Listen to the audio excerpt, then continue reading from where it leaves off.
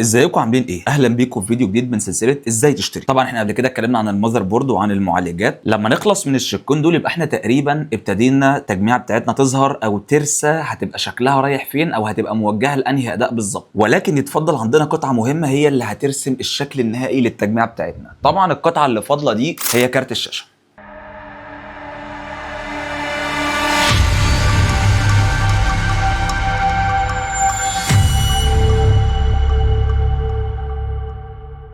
طبعا اتمنى تكون السلسله اللي احنا عاملينها دي مفيده ليكم جدا، واتمنى انها تكون عاجباكم، واتمنى ان لو حد عنده اي قطعه او اي حاجه معينه حابين نتكلم عنها يا ريت يقول لنا في الكومنتات. مبدئيا نيجي نتكلم عن كارت الشاشه بكل اختصار. كارت الشاشه ده هو القلب النابض للمحتوى البصري للجهاز. يعني احنا لو كنا قلنا مثلا عن المعالج ان هو العقل بتاع الجهاز مفيش مشكله، اعتبر بقى ان كارت الشاشه ده هو العقل الرسومي بقى للجهاز. هو من غير المعالج ما ينفعش، والمعالج من غيره برضه ما ينفعش. هما الاثنين بيكملوا بعض عشان يكملوا التجربه البصريه. الله عليك، احسنت يا ابني والله.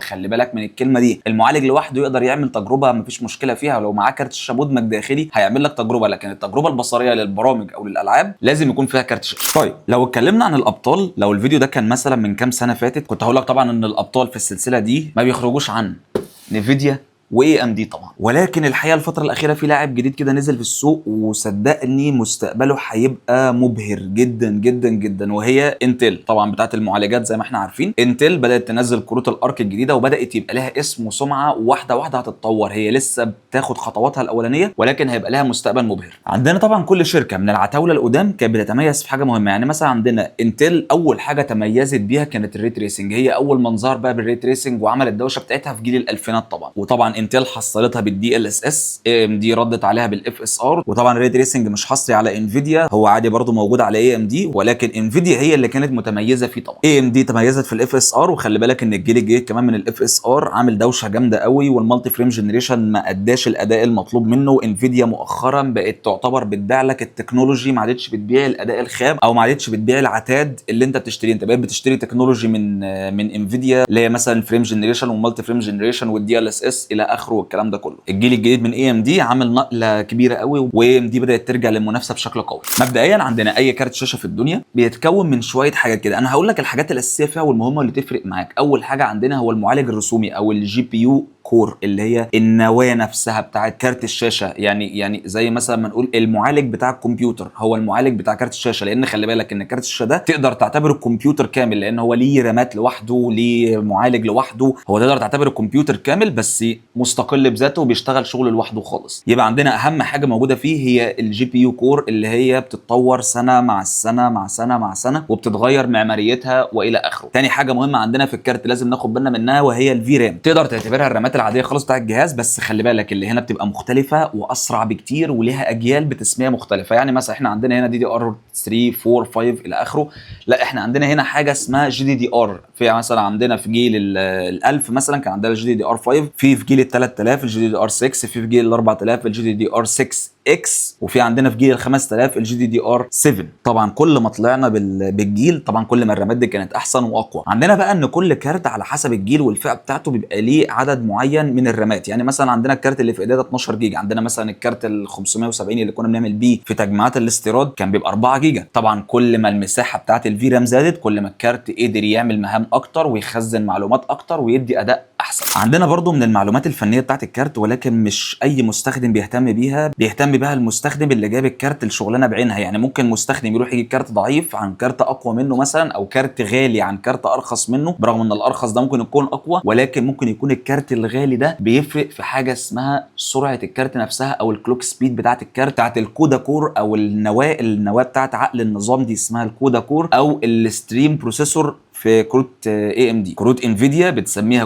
كودا كورز، كروت اي ام دي بتسميها ستريم بروسيسورز. مثلا انت عندك ممكن يكون مثلا كارت ال 40 70 ده، ولنفترض مثال في منه كذا نسخه، مثلا في الجيجا بايت الاو سي اللي معايا مثلا في منه نسخه ار او جي، في منه نسخه بي ان واي وهكذا. طبعا اللي بيفرق النسخ دي عن بعضها بعيدا عن موضوع التبريد بيفرق جدا موضوع الكلوك سبيد. بتلاقي في نسخ جايه من المصنع مكسوره، يعني مثلا كارت زي اللي معايا ده ومكتوب عليه او سي اديشن، يعني هو جاي من المصنع مكسور سرعته سنه شويه. يعني مثلا ولنفترض هندي مثال مش دقيق بس مثال، لو مثلا النسخه النسخه العاديه او الفاوندر اديشن من الكارت ده مثلا بتيجي ب 1800 ميجا هرتز، مثلا هتلاقي ده جايب 1850 او 1900 ميجا هرتز مثلا. فدي الفكره اللي هي يعني ايه او سي، او يعني ايه كسر السرعه بتاعه الكارت نفسه. خلي بالك ان انت تقدر تكسر سرعه كارت الشاشه زي ما شرحنا في حلقه الام اس اي افتر بيرنر. اي نعم هيبقى عندك مشاكل مع الضمان الى اخره، بس ما حدش بياخد باله منها طالما انت ما غيرتش بايوس وما عدلتش في قلب الكارت نفسه. عادي انت ممكن تكسر الاو سي اديشن ده، عادي انت ممكن تكسره بالام اس اي افتر بيرنر وتاخد شويه الميجا هرتز الزياده دول. فلو انت بتشتري قدامك او سي وحاجه مش او سي مثلا وفرق السنه بينهم كبير، لا هات اللي مش او سي، هات النسخه العاديه اللي مش مكسور سرعتها مصنعي. حاجه كمان لازم تهتم بيها في كارت الشاشه جدا وهي المخارج، البورتس. انت عندك اشهر البورتس اللي بتستخدم دلوقتي الاتش دي ام اي والديسبلاي بورت باصداراتهم، ايا كان بقى 1 او 1.2 ايا كان ايه هو، لازم تهتم بالمخارج دي. انا واحد زي حالاتي مثلا شغال على شاشتين في نفس الوقت، بس عندي ثغره مهمه ان في شاشه من الشاشات دي ما فيهاش الا اتش دي ام اي بس، الشاشه الثانيه فيها اتش دي ام اي وديسبلاي بورت عادي. فانا مثلا الكارت ما فيهوش الا اتش دي ام اي مدخل واحد وثلاثه ديسبلاي بورت، فعادي وصلت شاشه ب اتش دي ام اي والشاشه بديسبلاي بورت. تخلي بالك من الملحوظه دي لو انت عندك اكتر من شاشه او عندك شاشه قديمه او عندك شاشه بعينها. ما تشتريش كارت مثلا يكون كل المداخل اللي فيه اتش دي ام اي والشاشه اللي عندك استيراد ما فيهاش الا ديسبلاي بورت مثلا. خلي بالك من النقطه دي عشان ما تدخلش في الكونفرترز والحاجات اللي هي ايه ملهاش لازمه وبتعمل دوشه على الفاضي. عندنا طبعا كروت الشاشه دي ليها فئات لازم تاخد بالك منها. ده هيخلينا نشرح الاول التسميه بتاعت الكروت، وبعد ما نشرح التسميه هناخد منها الفئات. انت عندك مثلا الاجيال كلها تقريبا تسميه كروت انفيديا ثابته. يعني ايه بمعنى اصح؟ انت عندك من كل جيل في نسخه 70 80 90 60 50. في اجيال ال 50 دي موجهه منها لللابتوب بس، زي جيل ال 4000 ما نزلش منه 40 50 للبي سي، لكن جيل ال 3000 نزل منه 30 50. جيل ال 5000 لسه ما نعرفش عنه حاجه او لسه ما نزلش عنه اخبار. طيب ازاي اعرف التسميه الكارت اللي قدامي دي بتقول ايه؟ بص يا سيدي، جي فورس هي البراند او البراندنج نيم بتاع كروت الشاشه الموجهه للمستخدم العادي. ليه؟ لان انت في عندك كروت اسمها كوادرو من نيفيديا، في عندك كروت اسمها تايتن من نيفيديا، في كروت موجهه للذكاء الاصطناعي، في كروت موجهه للريندر التقيل جدا وشغل ال 3 دي ماكس مثلا. ولكن جي فورس هي الفئه الموجهه للمستخدم العادي اللي انت ممكن تدخل اي محل السلام عليكم وعليكم السلام انا عايز كارت ار تي اكس 3050. لكن لو انت عايز تشتري كارت كوادرو وبالاخص لو عايز تشتري الكارت ده جديد، لا ده مجال تاني خالص ومش من عند اي حد تشتريه كمان. طيب كلمه ار تي اكس دي معناها ايه؟ بص يا سيدي، زمان في جيل ال 500 كانت انفيديا بتسمي جي تي بس، جي تي 550 جي تي 600 الى اخره مثلا ايا كان التسميه ايه. بعد كده سمت في الجيل الاحدث منه الجي تي اكس، جيل ال 1000 وجيل ال 700 مثلا جي تي اكس 750 750 تي اي 960 1050 1070 1080 1060. وبعد كده ظهرت في جيل الالفينات لما بدا الري تريسنج يظهر والدي ال اس اس يظهر، غيرت التسميه تاني للكروت عشان تسمي ار تي اكس، ودي ثبتت على جيل ال 2000 وال 3000 وال 4000 وال 5000 كمان. دلوقتي الله اعلم هيخترعوا تقنيه ايه جديده قدام يغيروا لها التسميه بتاعتها. فانت لما تشوف كلمه ار تي اكس تعرف ان الكارت ده من الفئه اللي موجهه لدعم الري تريسنج. طيب لو الجي تي اكس، لا الجي تي اكس ما كانش موجه لدعم الري تريسنج والكلام ده بيبقى تقيل جدا عليه وهو مش موجه لدعمه. نيجي بقى نخش على حته مهمه الا وهي الارقام. يعني ايه 40 70 دي؟ بص يا سيدي، اول رقم ده اللي هو الاربعه ده بيقول لك الجيل بتاع الكارت، يعني الكارت ده من الجيل الرابع. طيب لو لقيتها 3 يبقى من الجيل الثالث، طب لو لقيتها 2 من الجيل الثاني، طب لو لقيتها 1000 1070 1080 من الجيل الاول. يبقى اول رقم ده بيدل على الجيل بتاع الكارت ده. 1050 20 60 30 60 40 60 50 60. غالبا في معظم الاجيال بيبقى الرقم ده صفر، فاحنا هنسيبنا منه دلوقتي ونخش على اللي بعد كده. ال70 او السبعه والصفر اللي بعدها ايا كان الرقم هنا ايه، ده بيقول لك ترتيب الكارت ده في الجيل بتاعه فين. يعني ايه؟ يعني انت عندك الاجيال دايما بتبتدي من ال50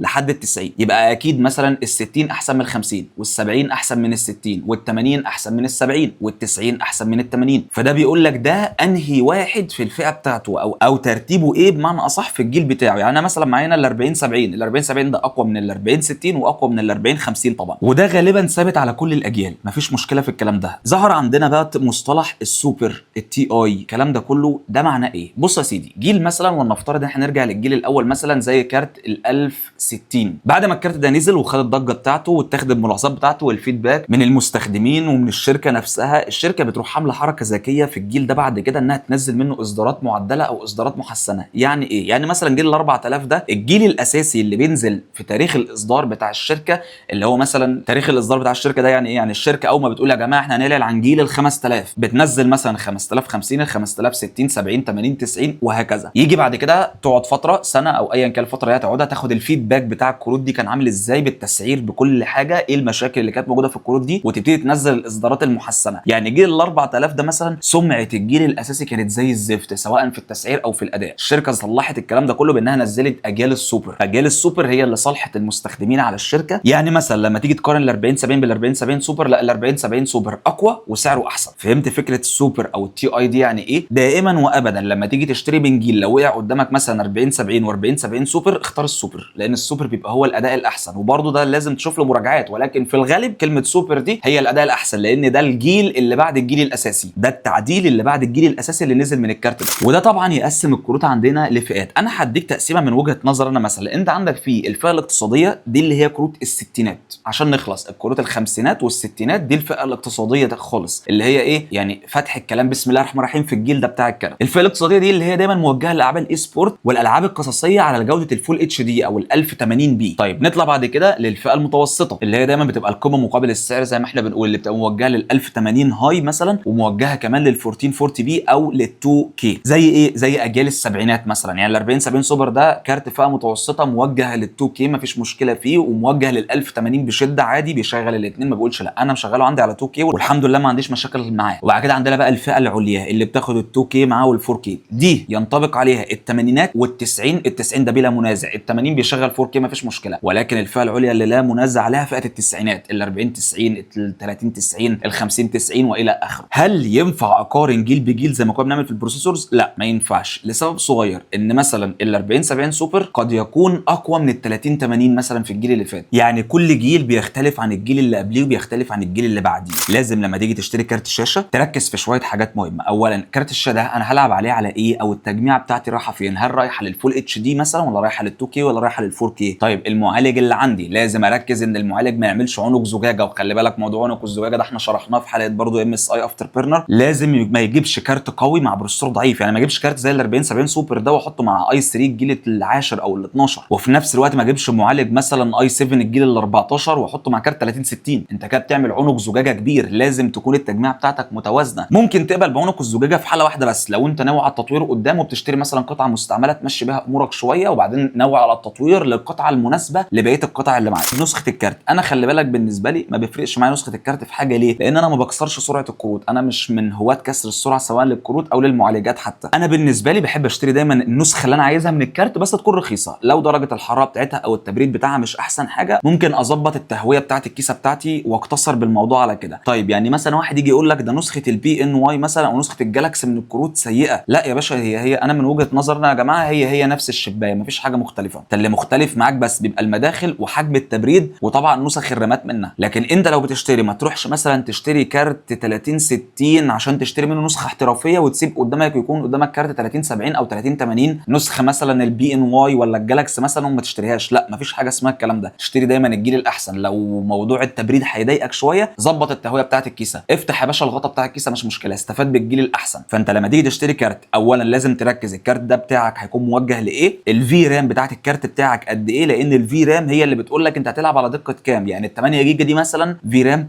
موجهه للفول اتش دي، ال 12 جيجا موجهه لل 2 كي مفيش مشكله ما بتقولش لا، ال 16 جيجا فيما فوق موجهه لل 4 كي برضه ما بتقولش لا معاها. فتركز في الموضوع ده. يعني مثلا انت ما ربنا كرمك ولقيت اوفر على كارت كويس، مثلا انا اشتريت الكارت ده كان في اوفر زي ما حكيت لكم قبل كده، لقيت اوفر كويس على الكارت بتبريد محترم، ايه المشكله؟ طب ما لقيتش اوفر كويس وانت رايح تشتري، لا اشتري منه اي نسخه. انا جربت نسخ البي ان واي ونسخ الجالاكسي، يعني انا ما لقيتش مشاكل. ايه يا عم ايه 3 4 درجات حراره زياده يعني برضه ايه المشكله؟ يعني احنا يا جماعه الناس بتاعت اللابتوب درجه حراره الكارت 90 صباح الفل عادي، احنا في الامان يا معلم. فيعني لا انا مش مقتنع بمساله ان النسخ، لا يا باشا اشتري اي نسخه قدامك من الكارت اللي انت نفسك تشتريه او اللي انت شايف ان هو مناسب للتجميعه بتاعتك بس. واظن ده كده كان كل اللي احنا محتاجين نتكلم عليه في الفيديو بتاع النهارده، ويا رب يكون الفيديو عجبكم. مستني رايكم في الكومنتات، ومتشكر قوي لو انت كملت معايا الحلقه لحد هنا، والسلام عليكم ورحمه الله وبركاته.